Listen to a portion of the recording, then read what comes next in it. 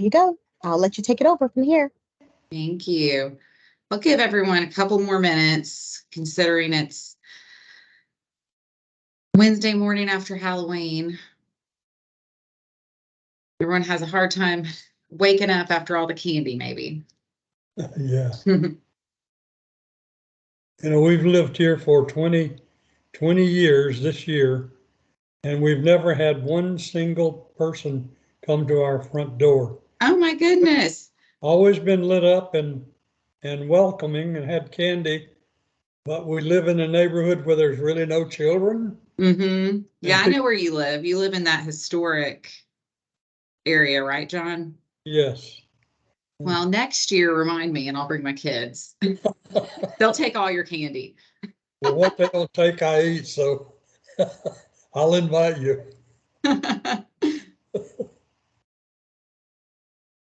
Good morning, everyone, as you're hopping on. I'm going to give it a couple more minutes before we start, just to give people time to figure out Teams, make sure they have the link accessible.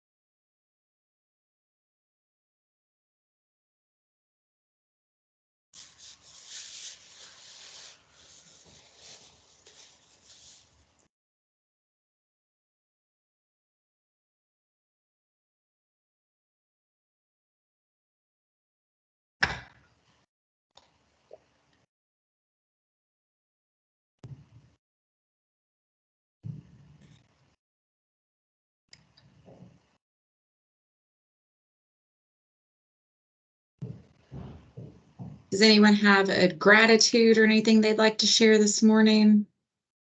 Get our day started.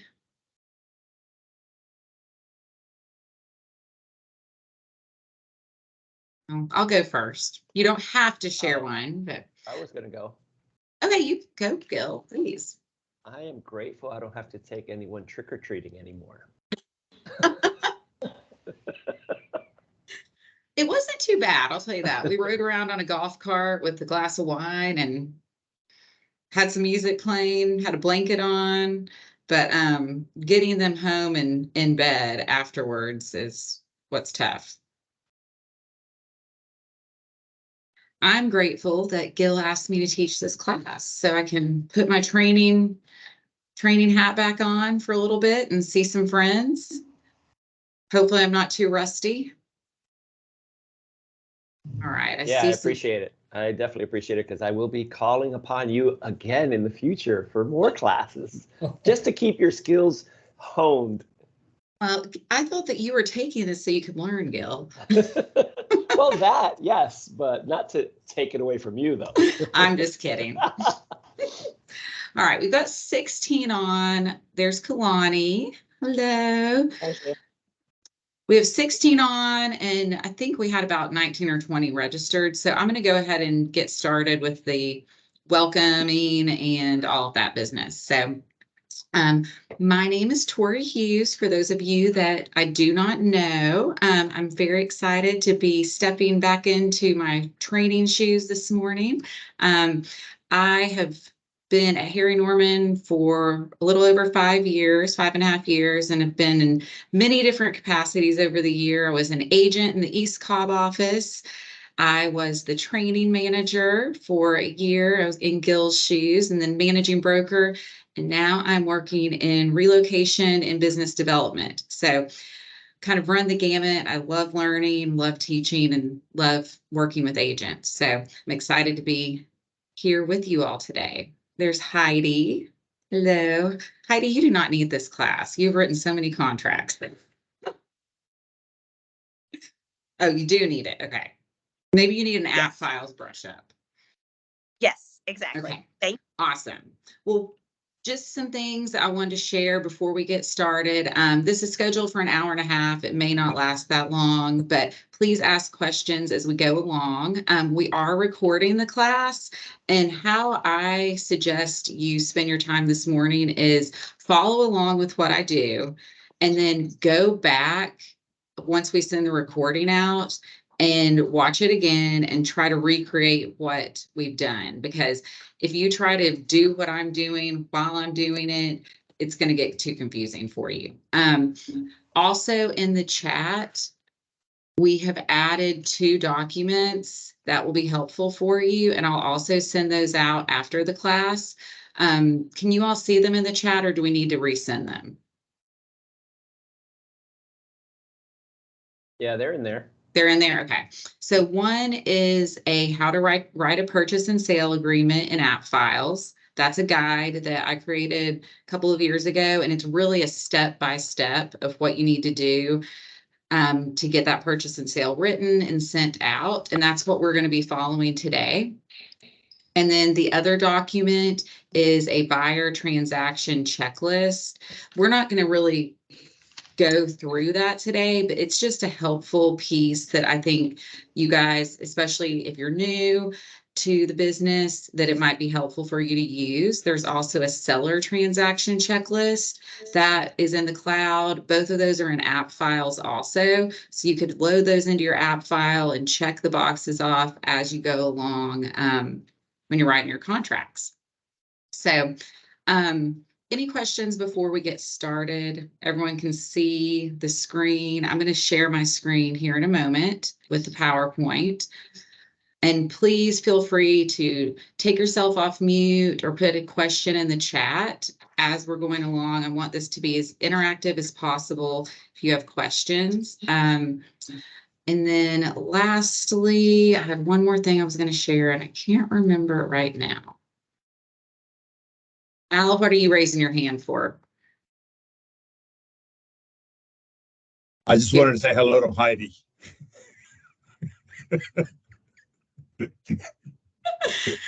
Well, hello to everybody. Everyone's seeing their buddies from across the company. I love that. Oh, this is what I was going to ask. So by a show of hands, who has not ever written a contract in Appfiles? Okay, I can't see everyone at once, but I see a couple hands that are brand new, 3 people. So this just kind of helps me gauge where we are. Who feels like they have been in Appfiles, but they are not a master yet? I just wrote my first one recently, so I still feel like You're a just wrote newbie? one. Yeah, I'm a newbie. Awesome. Well, one thing that I love about Appfiles is, well, it looks archaic, but it's very intuitive. My daughter saw me on Appfiles one day. She's 12, and she was like, "What in the world is that? That looks so old." And when you think about it, to a 12-year-old who's grown up on an iPhone, it does look old, but it's actually a very intuitive program. And when you learn to use it well, it saves you so much time, and it actually protects you as well to have all of your documents in one place, all of your communication in one place. If for some reason you were ever, a complaint was ever filed against you, having all of the documentation and your email correspondence in one place really can save you if you had some sort of a ethics complaint or a GRET complaint filed against you. So, and I know some people that can attest to that, that it did save them having everything in one place. Let me make sure there's nothing else. Okay, that was just people raising their hands. All right, so I'm going to go ahead and share my screen.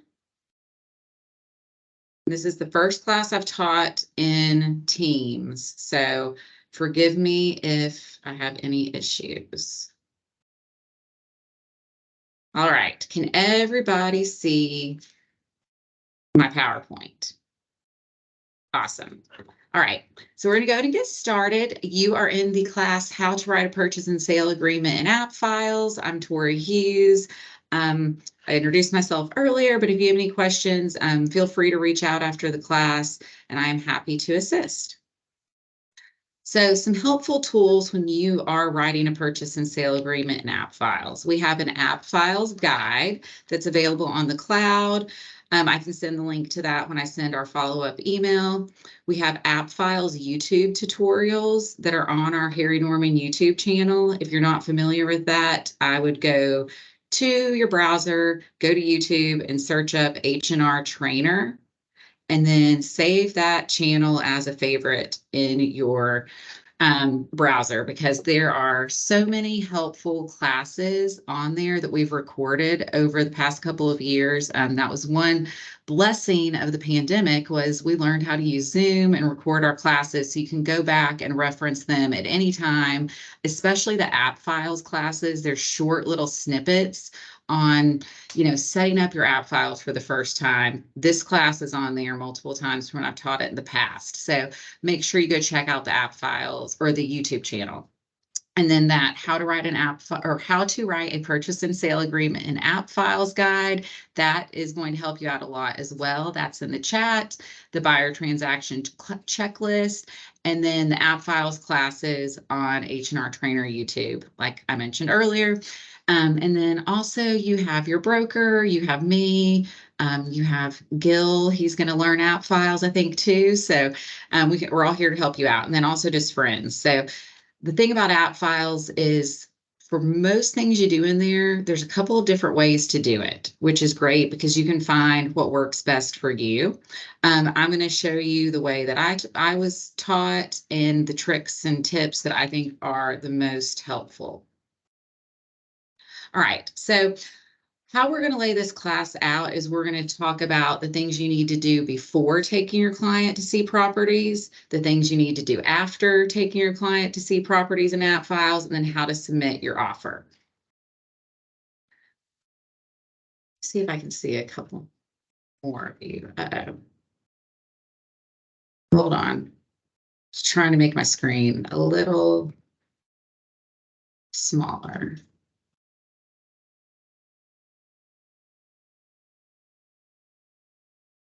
Okay. So the first thing you're going to do is you're going to create a new Appfile for your client. And I'm going to show you how to do that shortly. So we're going to go through this slide of all the things you need to do before, and then we're going to go into Appfiles and actually do those things. So you'll create a new Appfile for your client. I would do this, if you have a new lead and you guys are going out to see properties and you know that in this market, you've got to get an offer in quickly, go ahead and create the Appfile for your client before you even go out to see the property. So you have some of this done and set up. It'll save you time on the back end. Secondly, you can fill out any relevant file information in the template. And I'll show you how to do that next. You can put your buyer's information, your closing attorney's information, the selling broker information, which would be you. And most importantly is you want to have them sign the exclusive buyer brokerage agreement in Appfiles to protect you and your relationship with them and your commission, and go ahead and bind that in Appfiles. We're not going to go through how to fill out the exclusive buyer brokerage agreement today. That's another time, another class, but I think that would be an important one that maybe we add to our training schedule, just given some of the things that have happened in the past couple of days with the trial and the verdict, and how important it is that we need to be always using our exclusive buyer brokerage agreement before we take our clients out.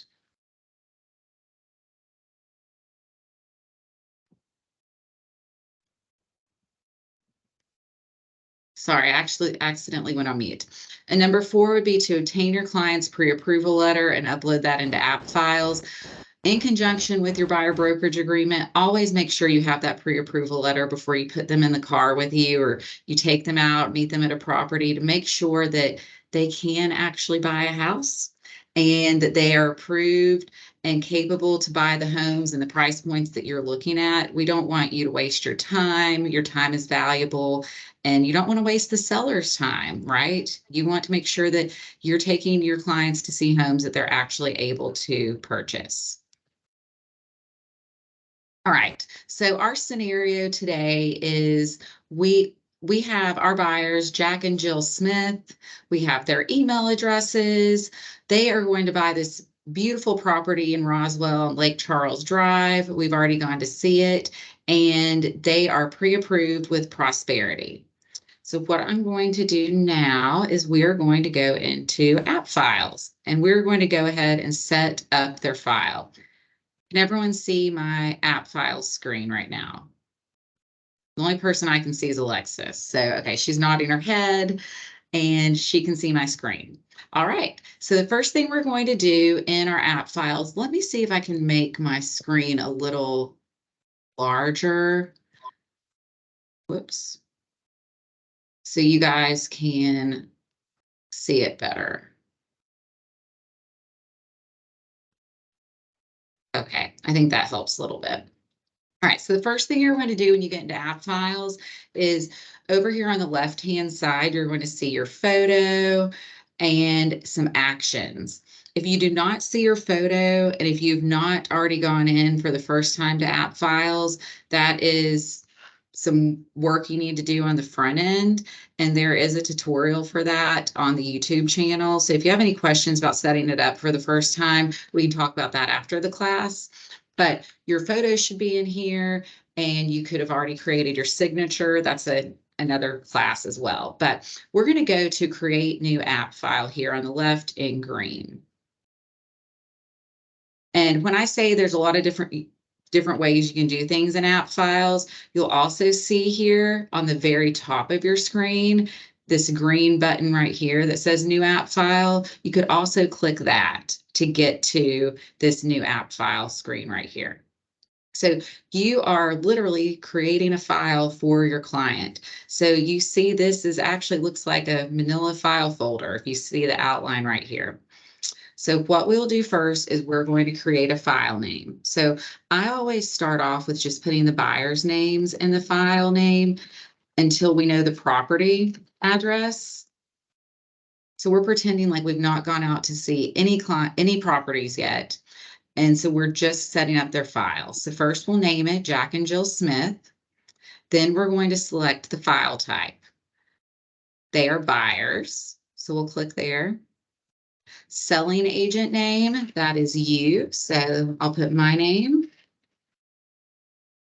Buyer name, Jack Smith. We don't know the closing date yet. We do not know the DPN number yet. That's something that you'll know that your office staff will fill in after you've gone under contract. We do not know our FMLS, Georgia MLS, or our Northeast Georgia MLS, if that's the MLS that you use. We do not know any of those numbers yet because we've not even gone out to see any properties. Relo referral. So this is an important section. So if you click down on this drop-down menu, if you have received this client as a referral from the relocation department, you want to make sure that you select yes here. Okay, this lets accounting know that they need to talk to the relocation department and make sure that everything with the referral is set up correctly. But this buyer is not a relo referral. They're just friends of mine. So I'm going to click no. Our sales referral type. Again, this is where you would check if it's a Harry Norman corporate relo referral, but this is actually just a personal referral. They're my friends. We don't know the seller's name, and any other notes you want to put in here will show up at the top of the file, and I'll show you where that is once we get there. So at this point, I'm not going to select anything, and I'm just going to click next. So this is where we select our users that see our file, that have access. So on this left-hand side, this is going to say users without access.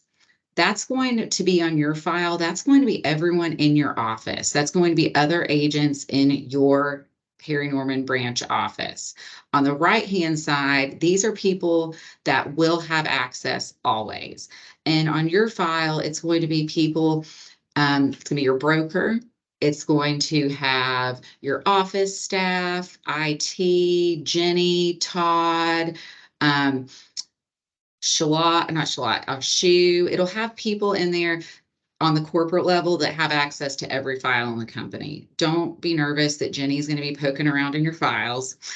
She's not. This is just access in the event that someone needs to look in there. On the left-hand side, users without access, this would be, say you have a mentor in your office and you want to make sure your mentor has access to your file to go in and look at it. If you have questions, you could add that person in your file. So say Gil is my mentor and I want him to have access to my file. I would just click this plus button. And now Gil has moved over to my users with access. So you do not need to worry. I'd say 99% of the time, you won't need to add anybody because it's just going to be you working on this file and then your office staff and your broker that will need access, and they're going to always have access. That's a setting set up. But in the event that you need to add a buddy or co-oping with someone in your office, or you have a mentor, this is where you would do that. You can also do that on the back end as well. But this is just if you know when you're setting it up. So you click create. And now our file is created. So you'll see it's literally the outline of a file folder. So think about your app files as a filing cabinet. And now you've created a folder for your buyer. And now we can add documents and forms and anything else that we need for that buyer in this file. So if you look at the top right here under Jack and Jill's name, this is all of the information that we just put in. If you want to add something else that you can have quick access to, you would just click edit here, scroll down to this other notes, and you could type something in here. Say this buyer was a referral from my friend Amanda. I could type in referral from Amanda, and that way that could remind me to send Amanda a thank you card. Or, you know, you can put anything in here. This is your note section and this is your file.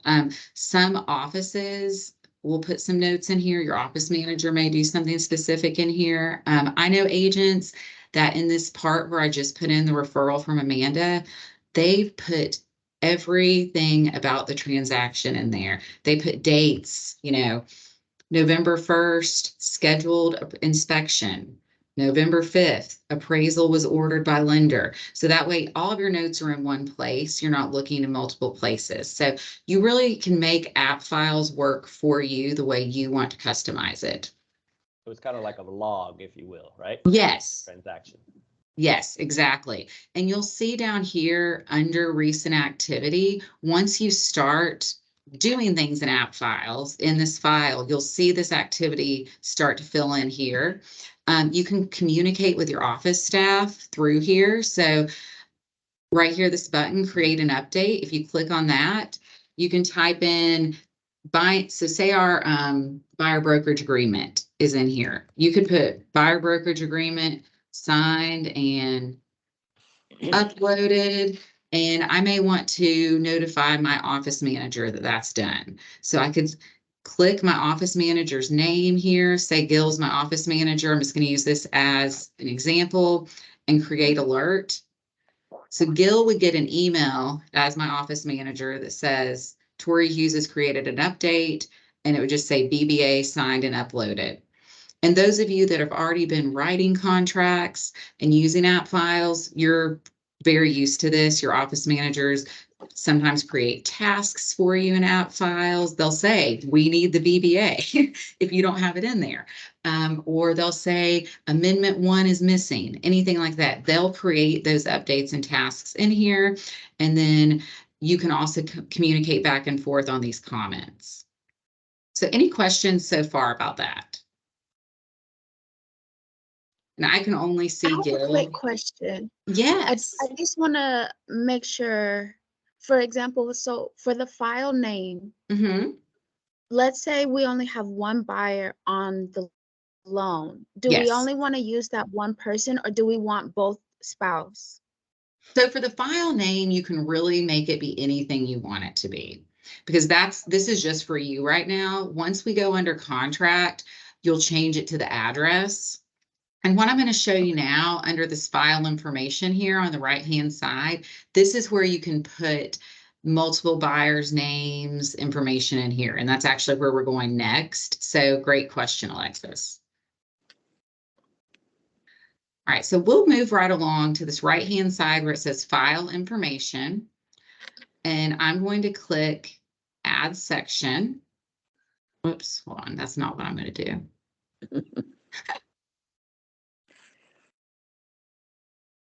All right, so right here, I'm going to click under Master Buyer Template, I'm going to click Edit. And this is where I can put information regarding my contract that I can then upload into my buyer brokerage agreement, into my purchase and sale agreement when we get to that. And it'll save you time on the back end. So right now, for sake of time, I'm not going to go through every single little thing on here. A lot of this you're not going to know yet because you don't know the property address. We've not chosen the property. You're not going to know this any of this down here. So the most important things that I would say to put in at this point would be your buyers' names and their emails. So right here under buyer 1, I'll put Jack Smith. Under his email, jacksmith@gmail.com. I'm not going to put his home phone necessarily. I can if I'm using this very intuitively. I mean, some people put every single piece of information about their clients in here. The only thing that I usually put would be the way that I'm going to send them notice. So most of the time you're going to be sending notice by email, and you'll see when we upload it into the contract where that goes. So I'm not really as concerned about their mailing address or their home phone in here because I use the CRM. That's where I store all that information. But for the contract, I want their name and their email addresses. So Jack and Jill. So Jill Smith at gmail.com. And then I'm going to keep scrolling down because this is all the information about the property we're going to purchase, and we're going to import that from the FMLS here in a moment. Okay, attorney name down here. I know I'm going to use Campbell and Brannon, so I'm going to put that in here. I'll put their address, 123 Main Street, because I don't know it. And I'll put their phone number. I'm just going to make something up. And like I said, you can put so much information in here. I know that some people use this, you know, very in depth. Others use it, you know, just like I've done in here. So go in here and play around and you'll see what works for you. But for this exercise and really how I used it as an agent, I just used these parts. So I'm going to scroll all the way down to the bottom. So there's not a save button on here. And you'll see that a lot of times in Appfiles, there isn't a place where you have to hit save. And that will throw you off a little bit at the beginning because we're so used to having hit save on everything to get it to save. But just know, unless it asks you to save it in Appfiles, it will save it. So I'm going to hit close. Oh, God. What's my life doing? And then now you can see here under the master buyer template, you can see that information that I imported. Does everyone see that? All right. So next, what I'm going to show you how to do is I have already received their pre-approval letter for my Prosperity lender. And so I'm going to go ahead and upload that into my file. So it's there, it's easy access. So what I'll do, you can do this a couple of different ways. I'm going to show you both ways on how to upload a file. So you can click upload file here, this green button, the top of my file. And I'm going to find their pre-approval letter where I've saved it on my computer. So this will just take you into your computer where you've saved it. And I've got Smith pre-approval letter right here. I'm going to click open. It shows up right here. I'm going to click start upload. It prompts me and says files uploaded. And now you see it here on the left-hand side under uploaded paperwork, Smith pre-approval letter. So the quickest way to do this, however, because I'd say most of the time you're going to be getting this via email from the lender. So say you don't want to have to save it to your computer and then upload it. Well, this is one of my favorite parts about Appfiles, is every app file is going to have its own unique file mailbox email address. And you'll see this right here in the middle of my screen where it says file mailbox. This one says 283 at HN Corp Appfiles. So that's just the generic name that they gave it. I can, however, edit this email address and change it to Smith, Jack and Jill, save changes. And now it's changed that email address. So what I can now do is I can hit copy. I can go into my email. I can forward that pre-approval letter or any documents for that matter that I want in my app file to this app file email address. And they're also going to show up here in my uploaded paperwork. So that is a huge time saver that I highly suggest you take advantage of right now. So you don't have to rename it. You can use that generic one and just hit copy. Some people prefer to rename it. So any questions about that? Gil has his hand up. Yeah, I just wanted to let everybody know that I received the notification email Mhm. and I took a screenshot and put it in the chat just so that everybody can look at it and see what it looks like. Oh, great. So that's all. Thank you. Uh-huh. So this email address is such a time saver though. So definitely suggest you utilizing that. Sally, question. So if we get the CCRs for community, Mhm. we can email them to the app. Yes, Thank you, Tori. such a time saver. Such a time saver. And I mean, people email photos here. They email, a lot of times you'll receive say we make an offer, we send it to the listing agent, they sign and bind it, and she sends it back to me. I can forward that from my email in here. So anything that you want to end up in your app file, you can use this email address. I also know agents that have this email address copied as a email address on every communication they send regarding this contract. So all of those emails are then now a part of their app file because they've copied this email address. So just another little trick here. All right, so let's go back to our PowerPoint. So we have now gone to see our property. We have seen a lot of different properties in Roswell, but our buyers have decided on this beautiful home in Roswell, 940 Lake Charles Drive. So we've already uploaded their pre-approval letter. Now we found the property. What do we do? Well, first thing we'll do is research some comparable properties on the MLS to determine what we think the offer price should be. We're going to discuss with the listing agent what is important to the seller and ask if there is an offer deadline. Y'all probably know better than I do because I'm not out selling right now. I know the market's cooled a little bit. In the height of the pandemic, there were listing agents that were putting requirements for offers in the documents on the MLS saying exactly what the seller wanted, etc. I don't know if that's still happening, but even if that's there, even if in the MLS it says offers are due by 5 p.m. on Sunday, please always pick up the phone and call the listing agent. This is an opportunity to sell yourself, to share, a little bit about your client, find out what's important to the seller. Most of the time it's going to be price. However, a closing date may be very important to them. A specific closing attorney may be very important to the seller. If they are doing a back-to-back closing, the seller may need temporary occupancy after closing.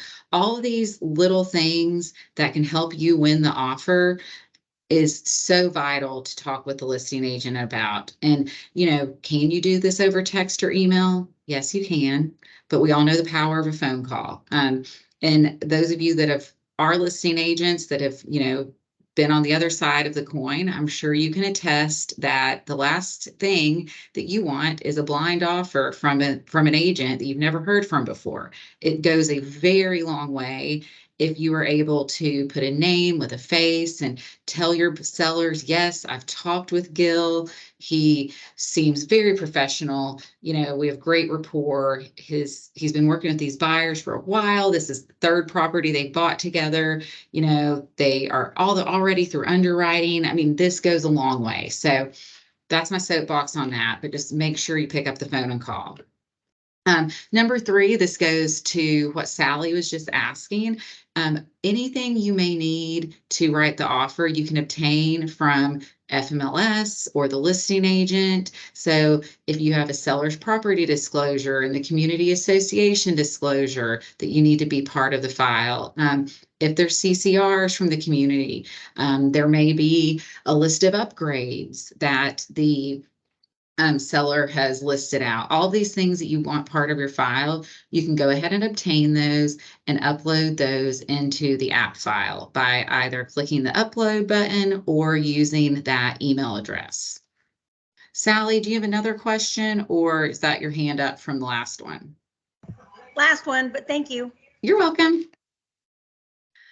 Next is you want to go ahead and obtain the legal description from Campbell and Brannon and upload that. So if you are not aware, Campbell and Brannon has an email address. It's attorney or attorneys with an S, both work, at campbellandbrannon.com. Save this email address right now on your phone.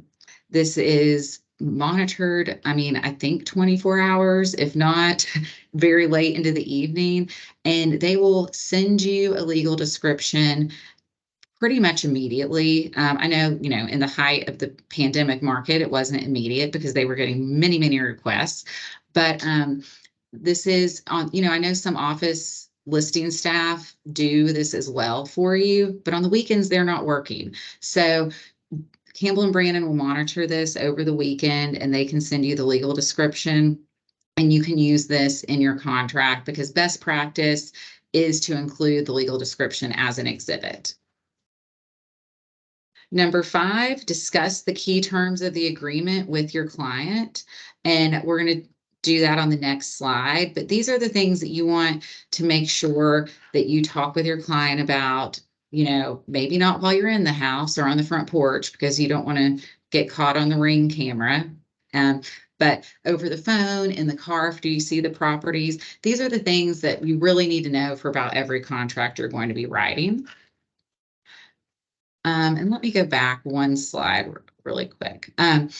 All of these things right here, you can do, say your client, you go see the house and you really get a feeling this is going to be the one. They think this is going to be the one. They just want to think about it a little bit longer before they call you back. Go ahead and do all of this stuff. You can go ahead and start getting the offer written before they've given you the go ahead because, it's practice, especially if this is one of your first offers you've written in Appfiles. That way, it's not going to take you forever. It will take you a while your first couple of times. Don't get discouraged. And by the end, after you've written 5, 6, 7, you'll be able to do this with your eyes closed. But just give yourself some grace and go ahead and pre-plan by doing some of these things on the front end.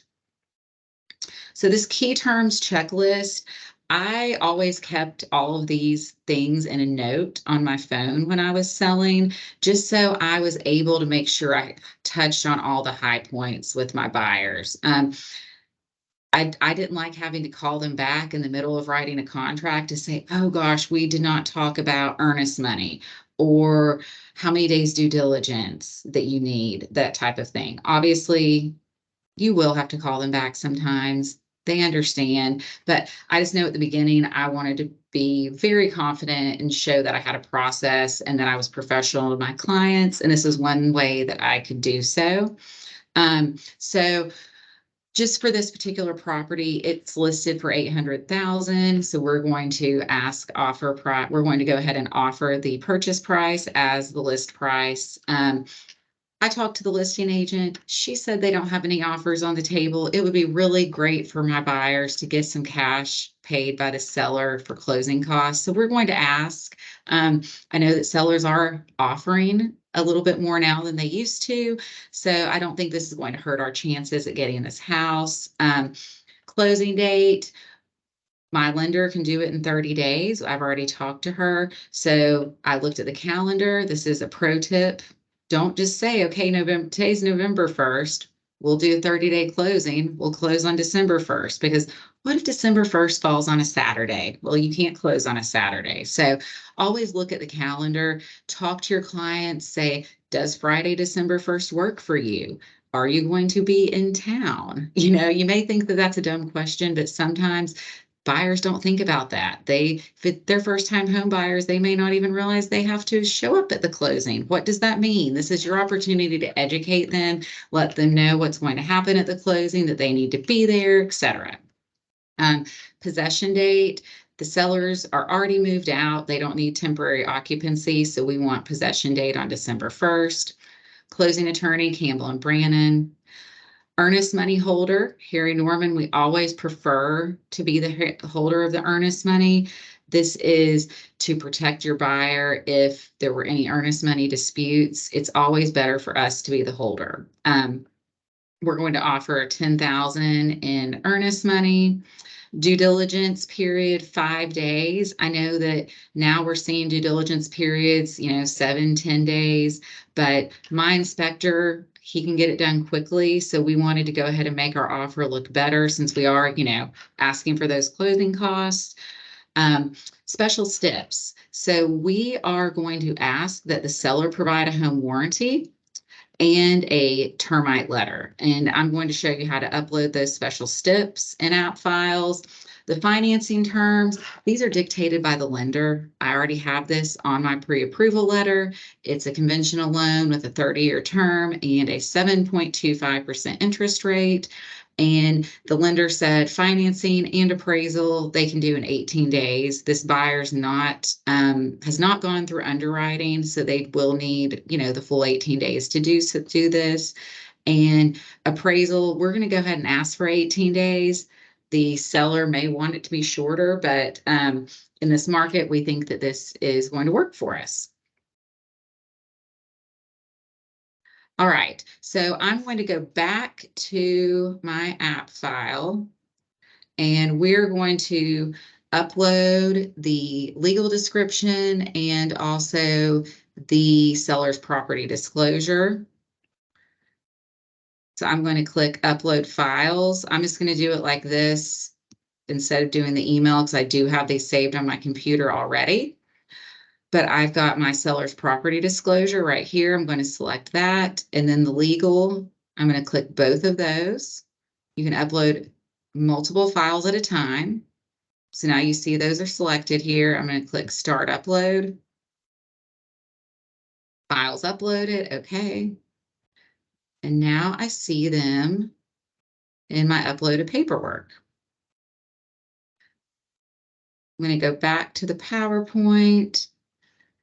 And now it is time to write the offer. We've talked with our client, we have our key terms, and we're ready to go. So number one, in the buyer's app file, we're going to go to add forms. In the add forms box, we're going to select the applicable forms and exhibits. So for this offer, the applicable forms that we're going to use right now would be the purchase and sale agreement, and also the conventional loan contingency. Whoops. And next, we're going to merge the newly created purchase and sale agreement with the disclosures and the legal exhibit that was previously uploaded. So that's the next thing we'll do, and I'll show you how to do that. We're going to import the buyer information from the app file into the purchase and sale agreement. So I'm going to go back to Appfiles, and we will do these steps so far. Any questions before I get started? Like I said, I can only see one of you guys, so you'll have to take yourself off mute if you have one. All right, so first things first, we're going to go to add forms. this available forms box is going to pop up. You can select a forms package here. I just like to search for the forms, and you can just type in a partial word or a letter and it'll start filtering. So the first thing I want is the purchase and sale agreement. And I just typed in purchase and the F201 pops up right here, and I'm going to select it. And now you see that it is on the right-hand side of my screen under selected forms. The next thing that I want would be my conventional loan contingency agreement. There it is, F404. Select that. And now it pops over to my selected forms box.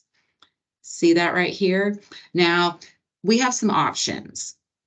We choose one out of the two. We can either add as a single merged form, or we can add as separate individual forms. I want, for this purpose, is to add as a single merged form because I'm going to create one document for my offer. So I'm not sending the listing agent 5 different documents. I'm not sending my clients 5 different requests for signatures. Sorry, I blanked on that. So there will be times where you may want to add as separate individual forms, but I would say most of the time you're going to do this single merged form. Now you'll see under section name, I can choose a section that I want to upload this to. I'm just going to keep it in general paperwork right now. Your office managers may have a preference where they want your binding agreements to go. That may be under broker docs, etc. But for now, we're just going to keep it under general paperwork, and we're going to click add selected forms. I can reorder these in this box. So all I have to do is click on it. See this right here and move it up. So now the order would be the loan contingency agreement before the purchase and sale. Well, I don't want that. I want the purchase and sale first. So I'm going to put it back up. But just so you know, you can reorder right here. There's also another way you can reorder once we get it into the document, but this is a place you can do it on the front end. So what did you do again? I'm sorry. I'm kind of following along with you with my app. Yeah. So if I wanted to put the loan contingency agreement first in this document, see if you see these little green lines, if I click on it, I just click and drag that document to where I want it to be. And now it's the first document in this form, but I want the purchase and sale first. So I'm going to keep it like that. And I'm going to now select add selected forms.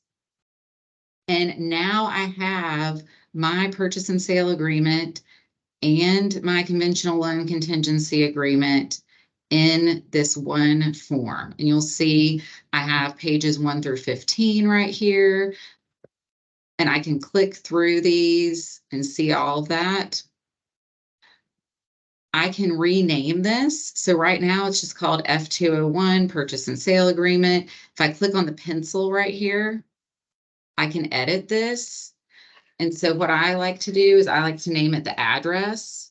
So I'm going to click 940 Lake Charles, Drive _ purchase and sale agreement. I like to delete all of that. I mean, everyone's going to have their own way to do it. This is one place where you do have to click save, and that would be this check mark. So I'm just going to click that, and now my document's renamed.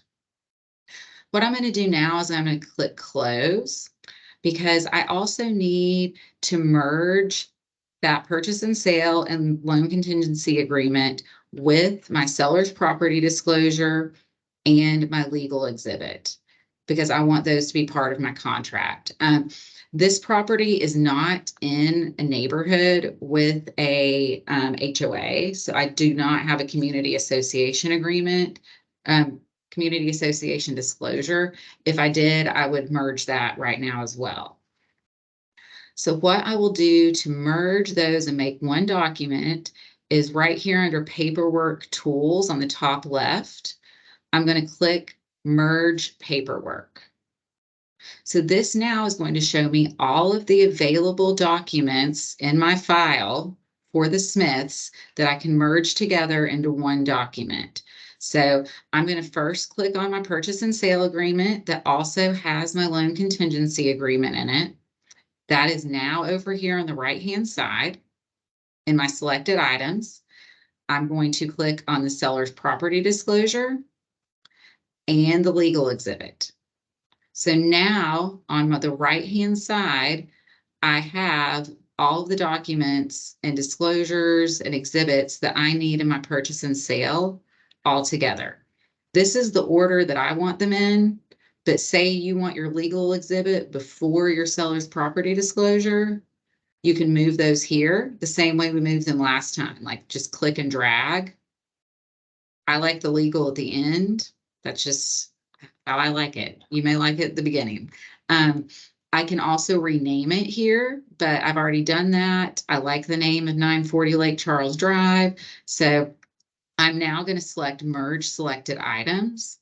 You also have the option right here on the right-hand side to use a copy. What that would mean would be I could still, if I selected use a copy of the legal, that would still leave that standalone legal exhibit in my file if I needed it for something else. So I'll click that so you can see what I mean, the difference between not using a copy and using a copy. So I'm going to click merge selected forms.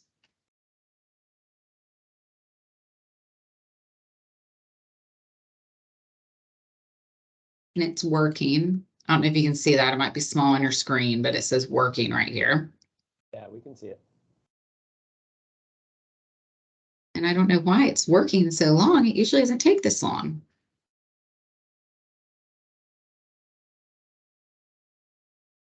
Right, and there it is. So you can see now I have pages 1 through 23.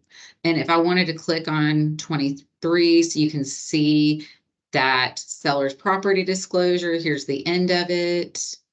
And then I have my legal description at the very end. You can also click here, edit pages. And this is going to show you all of the individual pages. If you need to click and drag and move those around, you can do that here.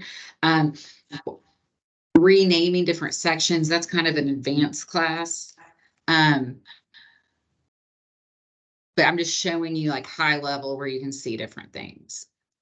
I'm going to close out of this. So here you can see my legal description. I still have it as a standalone document because I clicked that use a copy option. Tori, can I ask a question before you go to the next? Yeah, of course. Right where you are when you had those documents open under edit pages. Mm-hmm.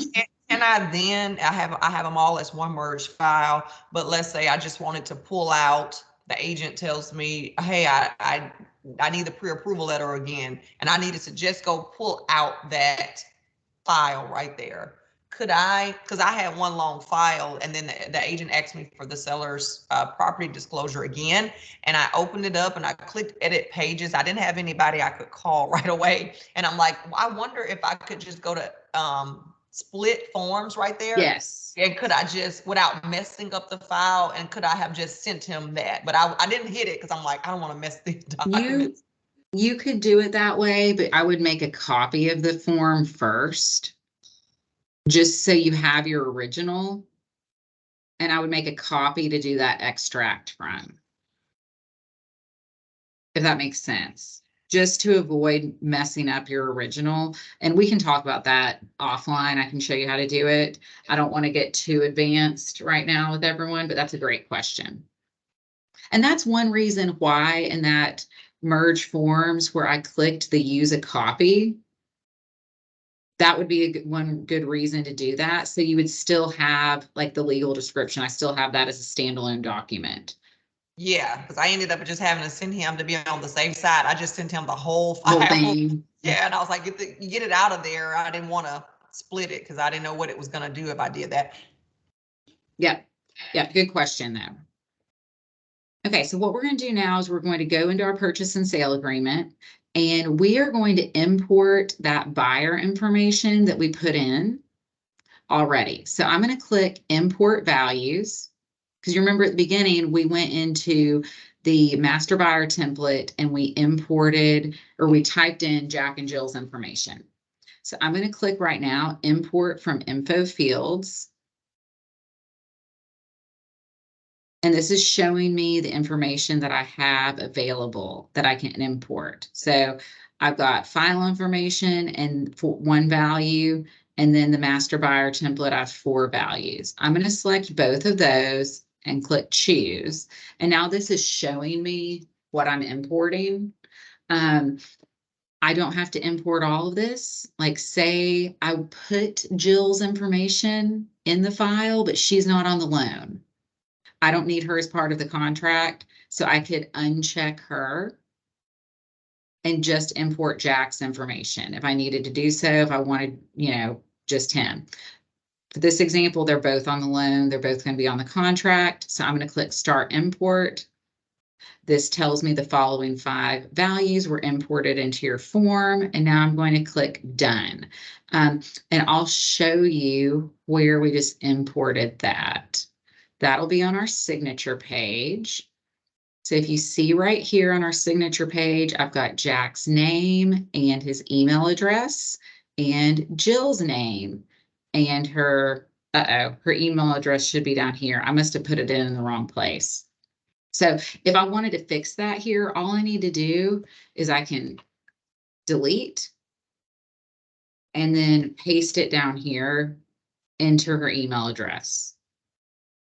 If you see that right there. All right, so the next thing that I can do that might be my very favorite part of Appfiles, aside from the email address, is I'm going to now import the information about the property from FMLS. So this way I don't have to print out that buyer full or agent full page from FMLS and type everything in. I can import it because Appfiles talks to our MLS systems. So I'm going to click the import values key again. And now I'm going to import from the MLS. This listing was in FMLS, so that's why I'm going to click here. But you do have access to Georgia MLS and the Northeast Georgia MLS to import as well. So I have my FMLS number is 729-2860. I'm going to type that in, 729-2860, and I'm going to click search. And it pulls up my address, 940 Lake Charles Drive. That is the property that I want to make the offer on. So I'm going to click choose. Now this is going to show me all of the information that it can import into my document from FMLS. So I can also in here, I can unclick anything that I don't want to import. Because I know that I'm going to use my legal exhibit for my property, I'm going to unclick all of these zeros right here that show up for like the land lot, the district, the section, etc. It even pulls in the listing broker's information, her contact information, everything like that. It pulls in the tax ID, the MLS number, so forth and so on. I have to acknowledge that this is coming from an external source, and then I'm going to click Start Import. Now it's going to tell me I have 18 values that were imported. It was successful, and I will click Done. Now I go into my document and look at all of that wonderful information that has been imported. If I go to my signature page, I will see all of the listing agent's information has already been imported as well. This helps prevent human error and saves time. So any questions about that before we move on? Before you clicked import, where it showed what it was going to import, could you have changed any of those fields? Any of those values, I mean? Yes, I could have. Okay, cool. Yep. All right, I'm going to now go back to the PowerPoint. And we have done all of these things. We have imported the listing information from FMLS. And now it's time to fill in the blanks.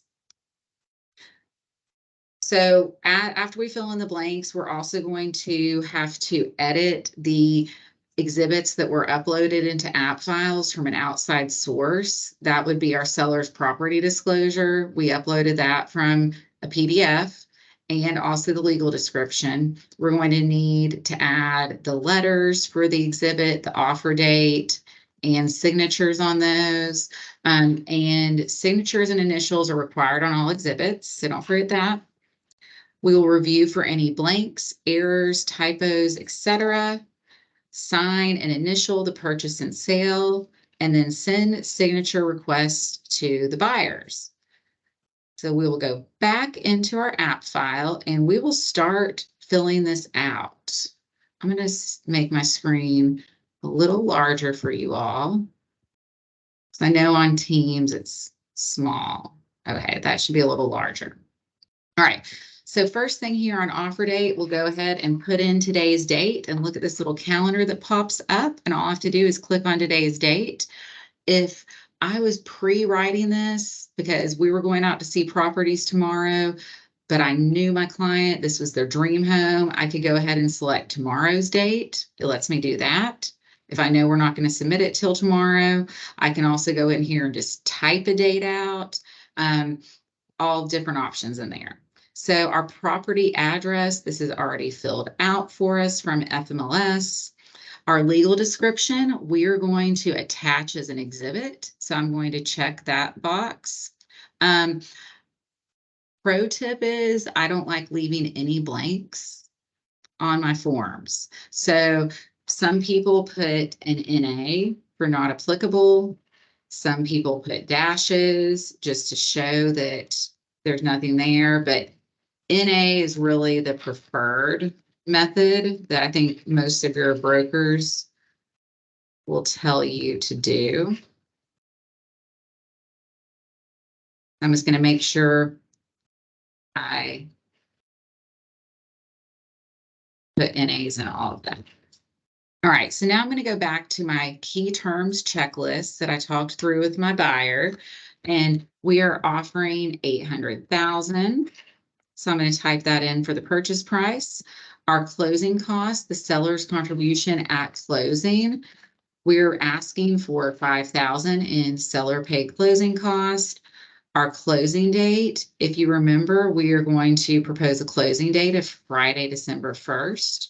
So my calendar pops up, and this is also another way to check and make sure that Friday, December 1st is not actually on a Saturday, because you don't want to send this over to the listing agent with a Saturday date for a closing and then have to send it back to you, or your buyers send it back to you, right? I mean, everyone makes mistakes, but it's always best to look polished and professional, and you know that you've dotted all of your I's and crossed all your T's. We are going to have possession upon closing. So I'll just go ahead and put NAs in these boxes. This would be if you were going to have a temporary occupancy agreement for the seller to have occupancy post-closing. Clothing law firm. Not sure why that did not import, because I did put that in there. And then Campbell and Brandon's phone number, put in there. The reason the phone number is in here is because a lot of attorneys' offices, Campbell and Brandon and some of the other large ones, obviously have multiple different branch offices. So the phone number helps distinguish that.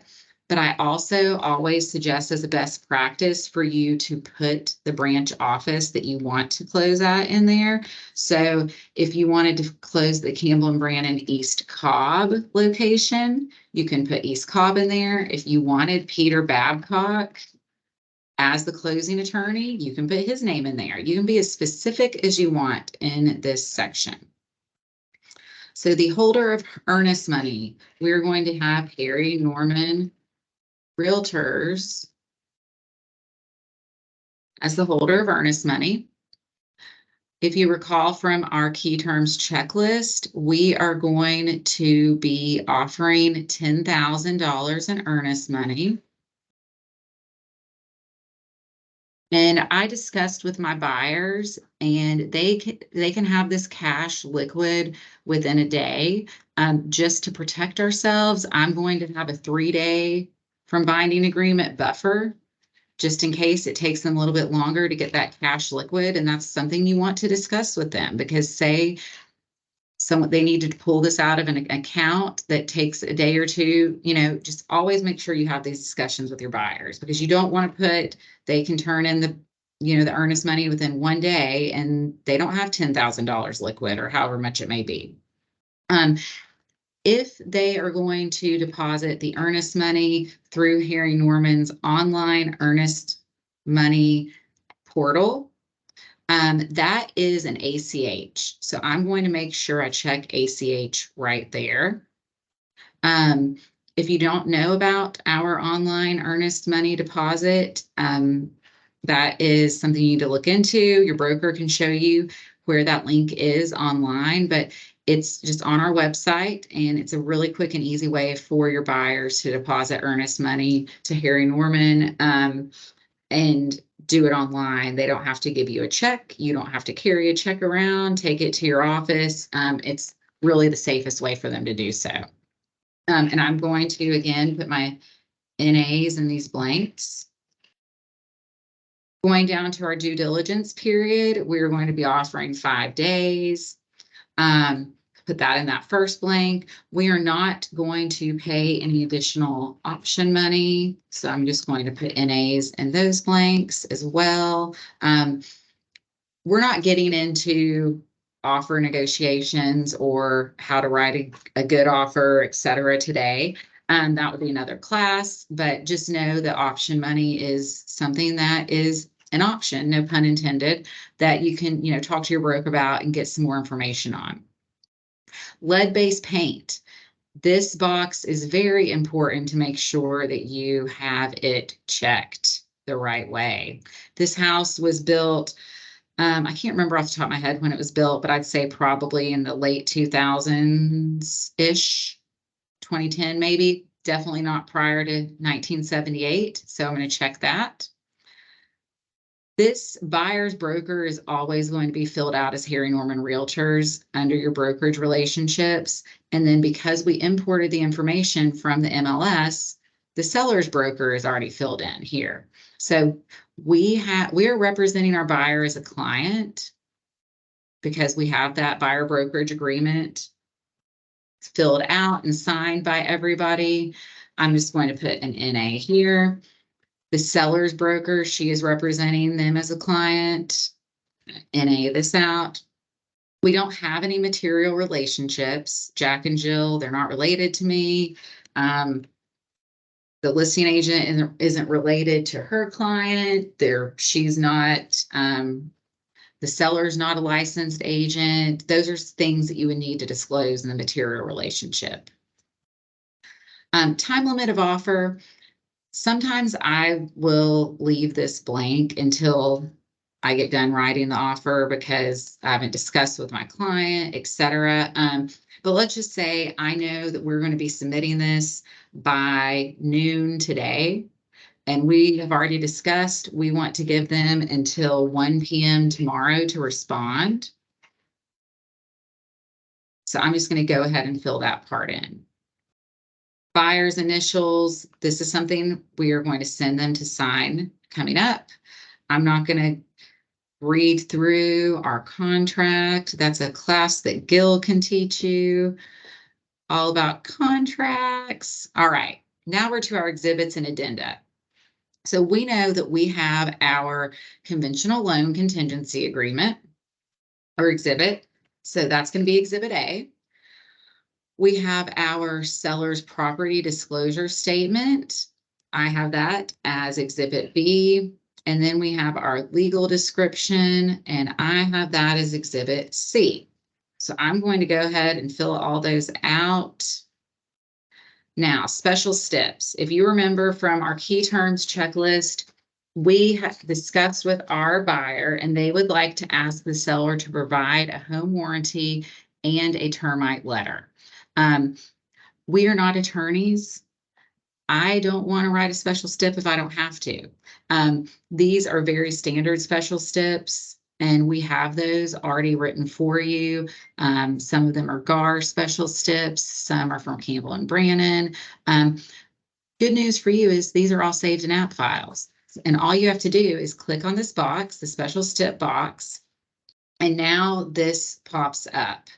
And it says saved clauses. If I select show, it shows me a million special stips that are already pre-written for you. All I have to do, again, is start typing something in to pull this up. So the first one is warranty. So if I type in warranty, I have some from the Red Book. If you don't know what the Red Book is, it's a book that Seth Wiseman wrote. Seth is legal counsel for the Georgia Association of Realtors. If you know, your broker probably has that book. It's all about contracts. So we have some that Seth has written. We have some that are from GAR, etc. So let me look at this one from Seth. I'm going to click on it. And it says, at or before closing, seller agrees to reimburse buyer for the actual cost of a home warranty of buyer's choosing up to the amount of blank. If buyer selects a home warranty which costs in excess of this sum, an overage shall be paid to buyer. Well, good luck getting a seller to agree to paying an overage to a buyer. So let's see if there's another one I like better. All right, let me look at this one. This one says, at closing, the seller agrees to provide a buyer's protection plan, home warranty issued by blank at a cost to the seller not to exceed blank. The term of the home warranty shall be at least for 1 year. Okay, I like that one. So I've selected it, and I'm going to select insert at the beginning. Now you can see it is down in my special steps, okay? So the next one that we want is the termite letter. So I'm going to start typing in termite. And this 330 is the one I want. It says, prior to blank, seller shall provide buyer with an official Georgia wood infestation report from a licensed Georgia pest operator dated subsequent to the binding agreement date, yada, yada, yada. So that's the one I want.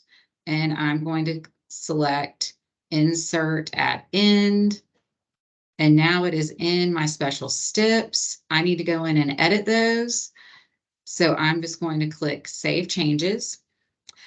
Now I can go in and edit these. A pro tip would be to number your special steps.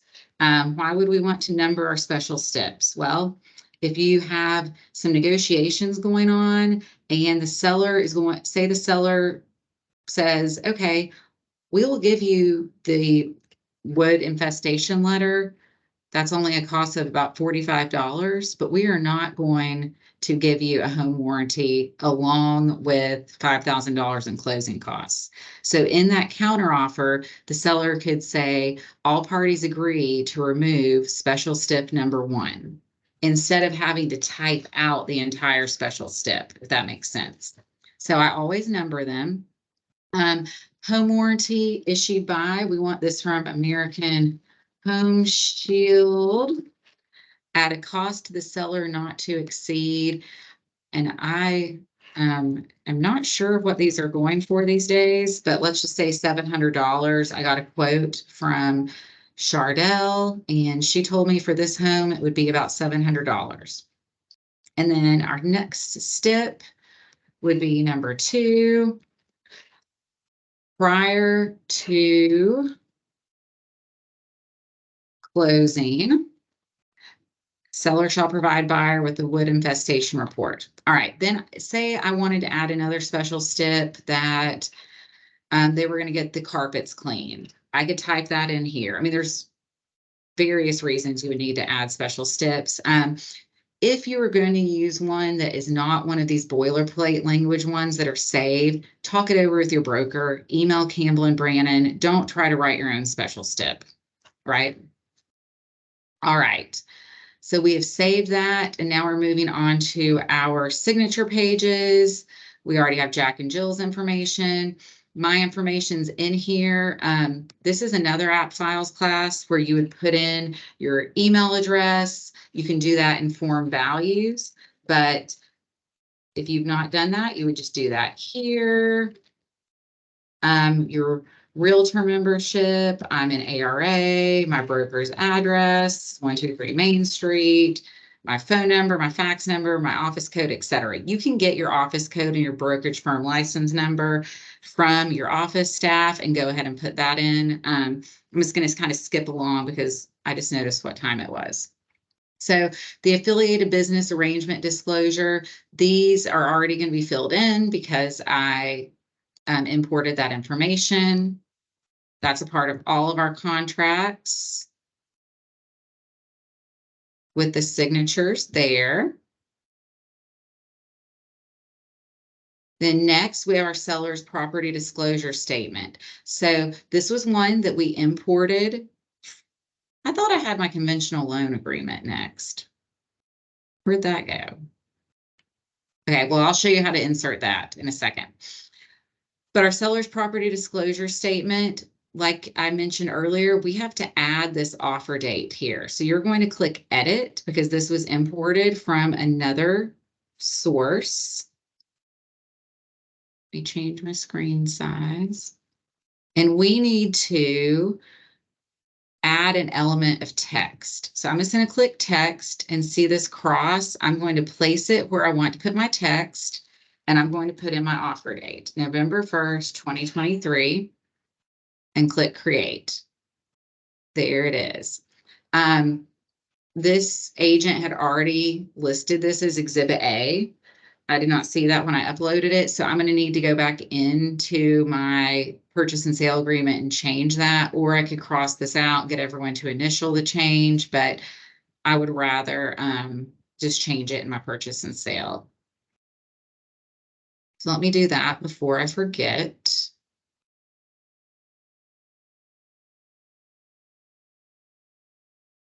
So I'll need to change my loan exhibit to B and my seller's property disclosure to A. All right, I'm going to go back to my seller's property disclosure. And I need to go to the signature page. Oh, well, there's my conventional loan contingency. Let me go back. I don't want to jump around too much on y'all. So let me go back to my seller's property disclosure statement. And I'm going to go to the signature page for this because I need to add my buyer's information and signature requests. So I'm going to click edit again on the top right. And I am going to go to add signatures. And I'm going to click on buyer signature and place signature. And you'll see I've got that cross again. So when I place that, it puts a signature request line there. I can move this date by clicking on it. And when it turns orange, it gives me the option to move it to this line. All right, I'm going to do the same thing for buyer number 2. Place signature and then move that to that line. I also can add their name, their printed or typed name by adding the text and putting Jack Smith the same way that I did that offer date on the first page. And then Jill Smith.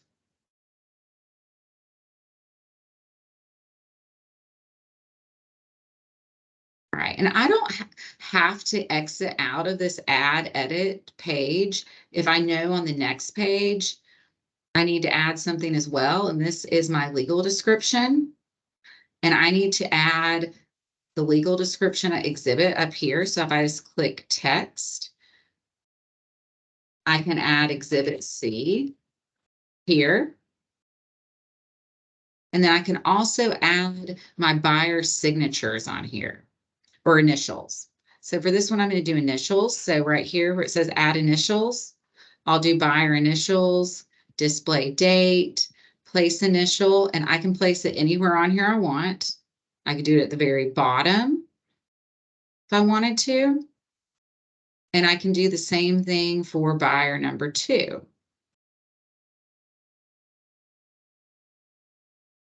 Just like that. And I'm going to click close. So you can see here I have Exhibit C, and then I have my signature request down here. Now I need to go back to my conventional loan contingency agreement. And I'm sorry to jump around on y'all like that. I don't know how I skipped over that at the beginning. So we need to fill out this information. If you remember, this is going to be Exhibit B. So I'm going to fill that in. Our offer date and our property address is already filled out. We want to make sure we check A right here for our first mortgage loan. You remember that our loan amount is, I don't believe that was on my key terms, but I know from the pre-approval letter that they are getting a loan for 80% of the purchase price. They're putting 20% down. It's a 30-year loan. The interest rate was 7.25. Oops, I typed in 8. 7.25. It's a fixed rate and it is institutional. I'm going to go ahead and put NAs in these blanks. We don't have a second mortgage loan. Going to go down to use of a particular mortgage lender. So they are pre-approved with Prosperity.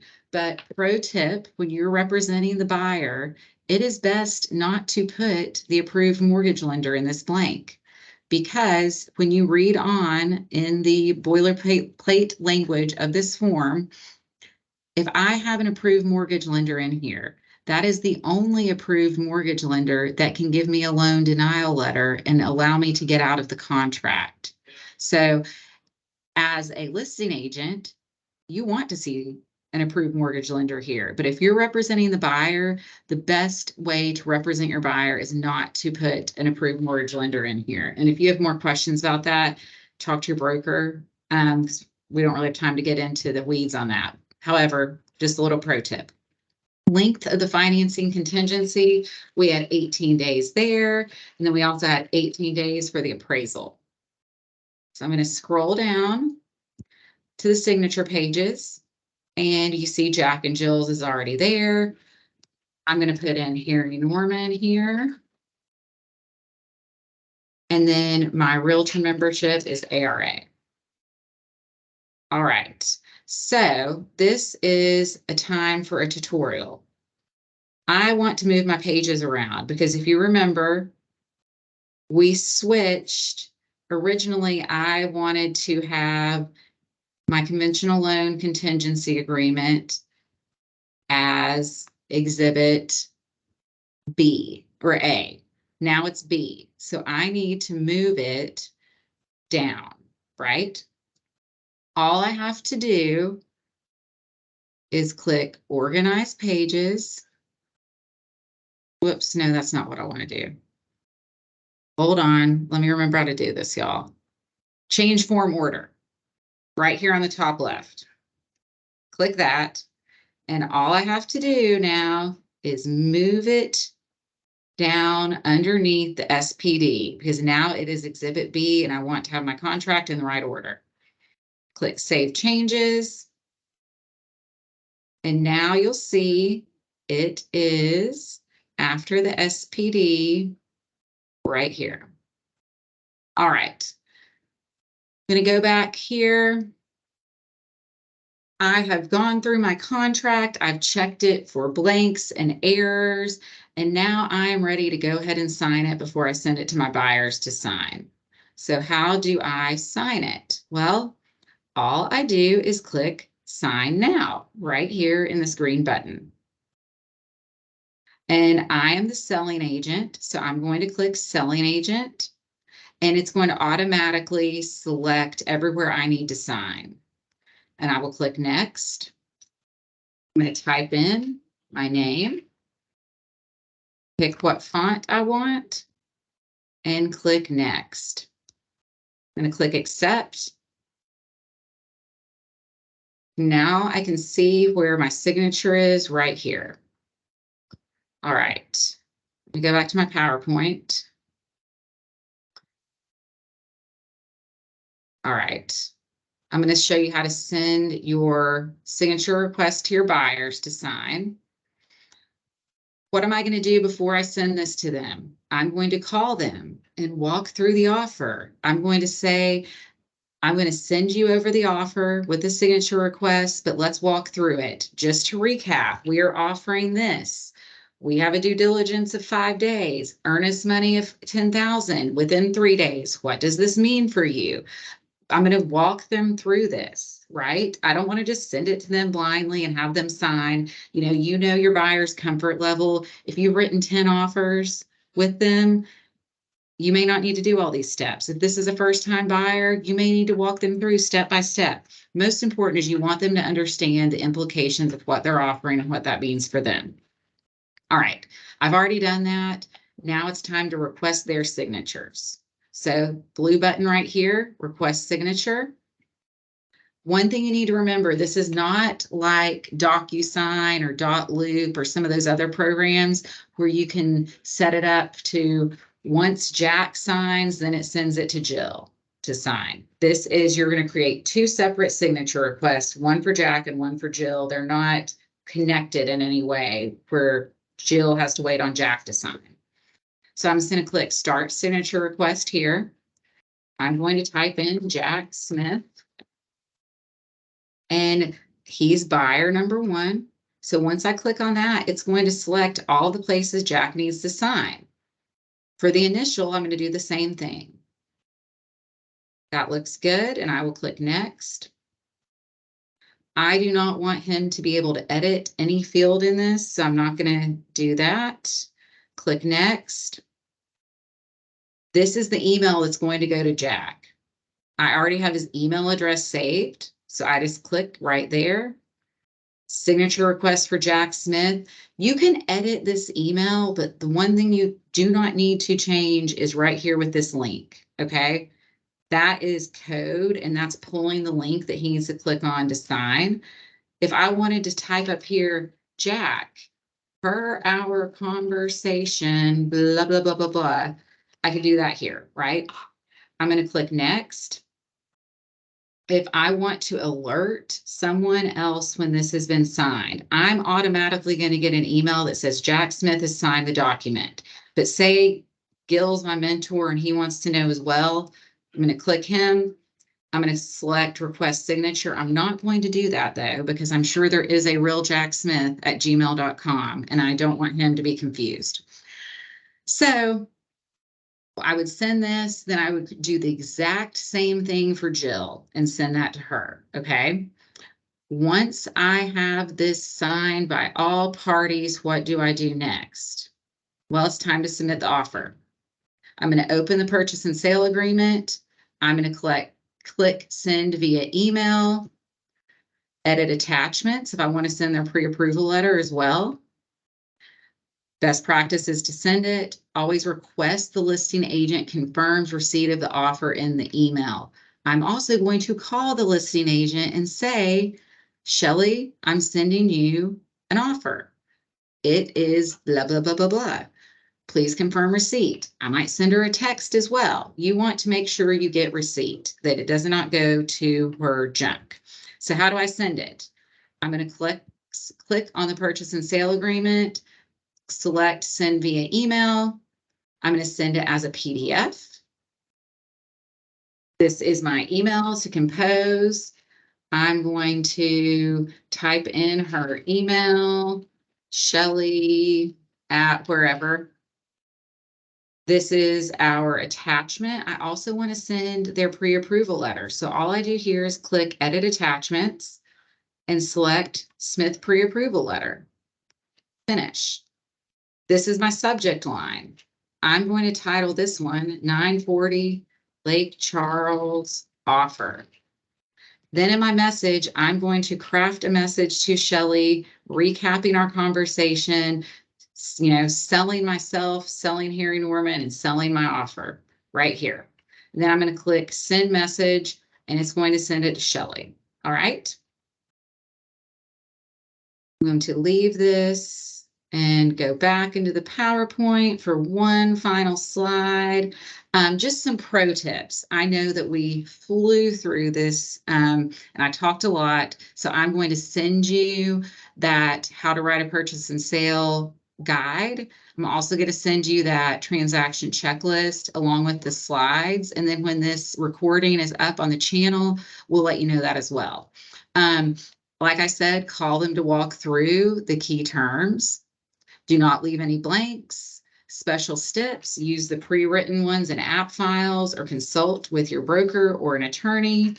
Exhibits are lettered and amendments are numbered. Amendments come after you go binding, so you will have no amendments before you go binding. And then the legal description, the best practice is to attach a copy as an exhibit. All right. Let me stop sharing. Now I can see everybody. Hello. All right, good stuff. Does anyone have any questions? I know we're right Hey, at time. Tori, I have a question, okay? By the way, it was a great class.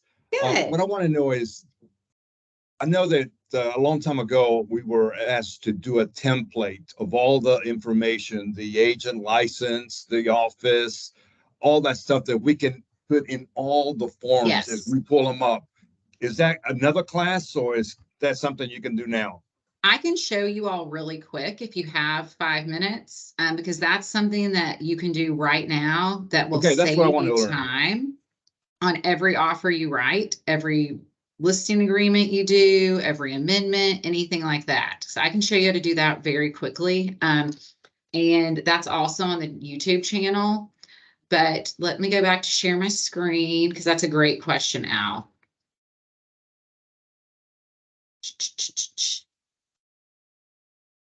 All right, so let me go back into Appfiles. I'm going to close out of this, and I'm just going to go into my Appfiles homepage. If you look right here next to my photo on the left, it says my photo, settings, and then form values. If I click on form values, I'm going to go into the forms that I use the most, that I want some stagnant information in. So let's go into the purchase and sale agreement, because that's one that we will use a lot. There it is, purchase and sale agreement. And what Al's referring to would be on the signature page, which that's the affiliated business disclosure, sorry. So on the signature page right here, under my information, the buyer's broker affiliated licensee contact information. Anything that I fill in here is going to show up on every single one of my purchase and sale agreements, pre-typed, so I do not have to do it every time. So I've already put in here, probably in another class I was teaching, my name and my phone number and my real estate license. But if I go ahead and type in Tori Hughes at harrynorman.com, my realtor membership, my broker's address, I'm just typing stuff in for sake of time. My phone number, my MLS office code, I don't know off the top of my head, my firm brokerage license number, you get the point. Anything I want to be stagnant, I type in there and I click close. I will show you when I go into a purchase and sale agreement from now on, if I go to the signature page, that information is going to be there. And it's not there. Why is it not there? Oh, maybe it's because I didn't go into an actual file. That was a bad example, but it should have all been there. I don't know why it wasn't. But your homework is to do that, to go into, I would do the purchase and sale agreement, the buyer brokerage engagement agreement, and the exclusive listing agreement, and fill out that information and do, so you just go to form values and go to those three, type in all of your information and your office information. And I think that there is a YouTube video for that. So when I send the email recapping the class, I'll put the link in there for that. I'm not sure why my Tori. example did not work. Yes. Sorry, one thing that I've always noticed with these forms is every year that the forms change. So every year you have to update your form. Yes. It doesn't carry over. Correct. So as we all know, or if you're not aware, the Georgia Association of Realtors every year in January and then usually mid-year, the forms have some minor tweaks and changes to them. And the forms are updated annually. So when you go in, say you do all this today, and then on January 1st, you know, everyone wants to buy a home, you go in, you're not going to see that information in there. So you'll have to redo your form values once a year, maybe twice, depending on the changes that are made to the forms. But just kind of make that, you'll see it first time in January when you go to write an offer, you're going to say, where's my information? So that should just trigger you to go in and update that. Very good point, and thank you for that question, Al. In the chat, Alexa says, please confirm who, oh, Gil answered, but I'll read it just so everyone else can see it. Please confirm who binds the contract. I always get confused if there've been multiple back and forth chats with the listing agreement or listing agent. And Gil's answer was the agent who receives notice that the offer or counter offer was accepted last. So for example, if you send Gil an offer, Gil counters and your client accepts, then I would have my client sign the offer and I send it back to Gil, giving him notice of acceptance. And then Gil would fill in the binding agreement date box and send back a copy. Now you have a binding agreement. So that is correct answer. It's binding when the last party receives notice. So say that's another question people have with the dates. Say we went back and forth today negotiating, but I didn't send it back to Gil until tomorrow. The binding agreement date would be tomorrow, because that would be when Gil receives notice of it, and that's when it would be binding. Great question. Anyone else?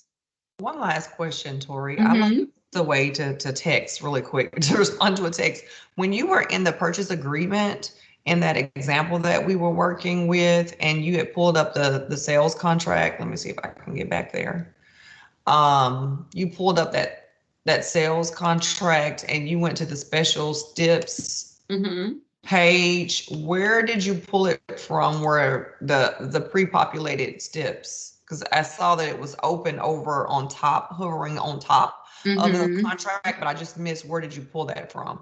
The pre-populated clauses. If you click on this section that has like where you would type in special steps, if you click on that, it should pop up and say saved clauses, but let me go back and show y'all. Okay, I'm still sharing, right? Yeah, y'all can see this. Okay. Yes. Let me go back into Jack and Jill's, go into the purchase and sale agreement, into my special steps. Yeah, because this is a huge time saver. So if I'm in my special steps box, if I click on it, see at the top where it says saved clauses, I'm going to click show. Yeah. Do you have that? Yeah, I guess I just never double clicked on it. Okay, gotcha. Yeah. And there they go. Right and there. There's hundreds in here. And we frequently we add new ones in there. Because obviously different issues always arise as the market changes and, you know, nuances come up where we're like, okay, that's a special step that everyone needs to know about. I know like recently there was one with condos that we added that, you know, is really important, and Campbell and Brandon wrote a great step and we wanted everyone to have access to it. So a lot of times your brokers will let you know when something like that has been done. Great, thank you. You're welcome. Well, I lied to you guys earlier when I said this might not take the full hour and a half, because it did. But I am glad that you all joined me. Thank you for the questions. I hope that this was helpful. I'll get the attendee list from Ty and I'll send out a recap for you all. And Great just feel job. free to, thanks. Feel free to reach out with any questions. I'm always here to help. Awesome. Thank you, Tori. Thank you guys. Have a great day. Thank you. Thank you. Bye. Bye. Bye.